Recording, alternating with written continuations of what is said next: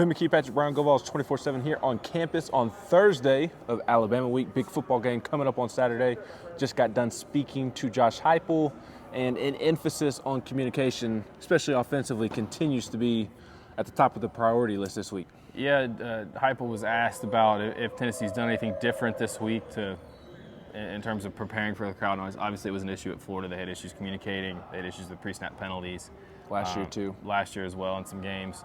A lot of teams are having those issues. We saw it with Texas A&M. We saw it with Alabama at Texas A&M a couple weeks ago. And it was interesting to say that he made it sound like they've kind of been preparing for road games a little bit during the week of other games, even when they've been at home. And certainly they have to do that too. I think maybe with the defense a little bit, because the defense has to communicate when they're at Neyland Stadium, before plays and it's loud and the crowd's into it. So that's probably something that stood out to me, but maybe shouldn't stood out to me because a lot of teams practice with crowd noise in practice. That's pretty standard in college football these days. But certainly Tennessee needs to handle the atmosphere and the noise better. And I think having Cooper Mays back on the offensive line will really help.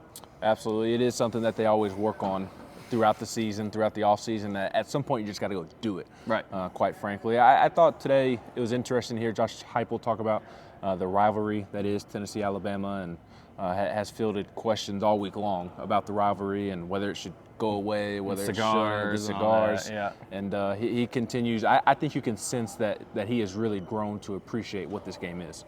Yeah, he's mentioned a couple times where even before he was introduced at his first press conference after he was hired from UCF, he had some people mentioning the Alabama rivalry. And I don't think you have to spend a lot of time around here, a lot of time around Tennessee fans to know the importance of what this game is. And this is one of the most traditional rivalries in the SEC, probably this one and then Auburn and Georgia. And so the talks of the SEC maybe sticking with an 8-game schedule and having one permanent rival, I mean, that would make this game go away. I don't think anybody on either side of these two schools would want to see that.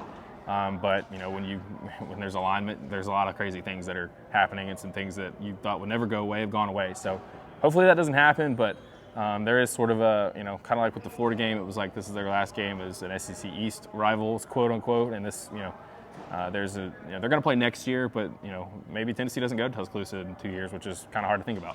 It is very hard to think about. There's a lot of keys to this football game, obviously, but I think the biggest key to this game is Tennessee's defensive front living up to what we think it is and what we have seen the last couple of weeks.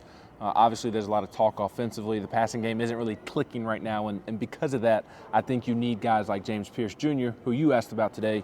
You've got to have guys like that have big-time games. Yeah, I'll start with Pierce. I think one of the most impressive things about him is that he's playing like a much older player than a sophomore, this is his first time really playing. He didn't really play a whole lot last season, but you see him when he's rushing the quarterback. Yeah, he's got speed and acceleration, but he's also using his hands well. He's using different moves to beat offensive tackles. And they had a play against Texas A&M where he dropped into coverage.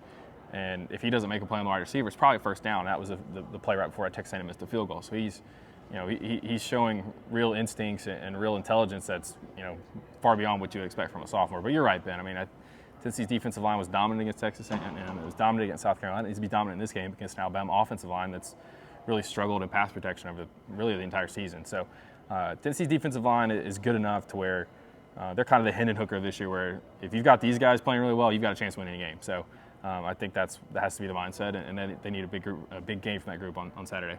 Absolutely. All four of us at Go Vols 24/7 will be in Tuscaloosa at Bryant-Denny Stadium on Saturday afternoon for a very important rendition of the third Saturday in October, and we will have plenty of coverage, as we always do, at Go Vols 24/7. For Patrick Brown, I'm Ben McKee.